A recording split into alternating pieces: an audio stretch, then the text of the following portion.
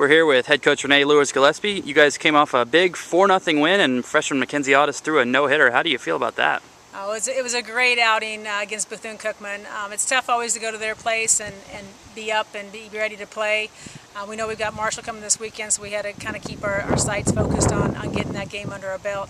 Matt came out throwing great. Haley was behind the plate, had a great calling of the game last night, and for her to come out with her first no-hitter, I was pretty excited about that. Now you trust your catchers to call the game. Now, ultimately, the pitchers at the final say they can shake off calls, but you give your catchers a lot of freedom to call games. Is that right? We do. We work with them in the fall and help them understand what they're looking for as far as the batters. We give them scouting reports on the teams that we're going to be facing. Haley's unique because she just started catching this year.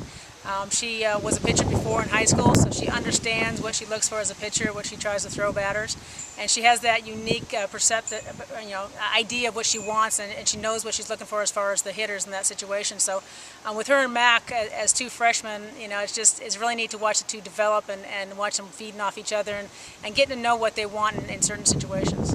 Now, probably the best pitcher in school history was Allison Keim, obviously. And I don't know if you're aware of this, but a little bit of fun symmetry. Her first no-hitter of her career was against Bethune-Cookman as well. Right. So that's a little interesting fun fact there that can go down in the record books. It's neat to see that those two both were Casey Clark's, students, and Casey works really hard with them to understand that they're not just throwers out there, that they're pitchers and have to understand what they're looking for in those situations. And Allie came in as a sophomore for us, so Mac's actually our first freshman to ever have a no-hitter at UCF. It was only the fourth no-hitter of the season in Conference USA play. Just a fantastic performance. Now Mackenzie had thrown 4 one-hitters before yesterday. Did you know that she was going to get one? Did you think it would come this soon?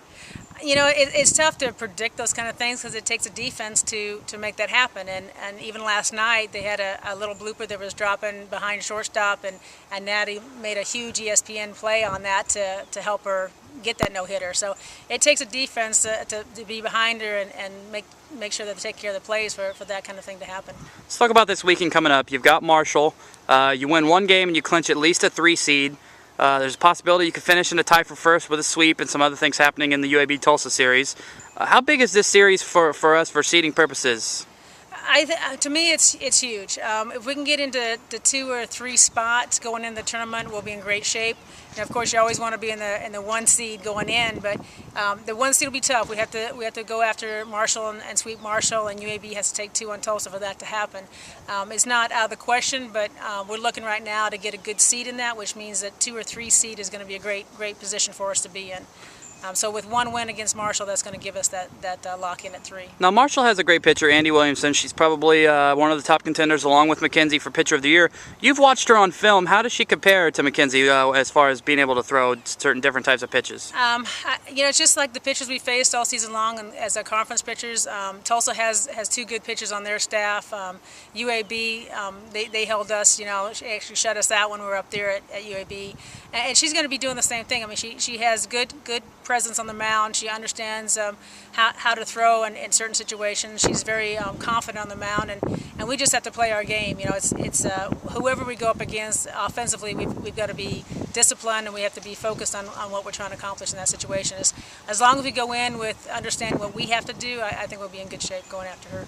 Well, Coach, good luck this weekend. I'll be traveling with you. We'll head up to Huntington, and hopefully we'll get a series win on the last regular season series of the season, UCF against Marshall. Thank you, Andrew.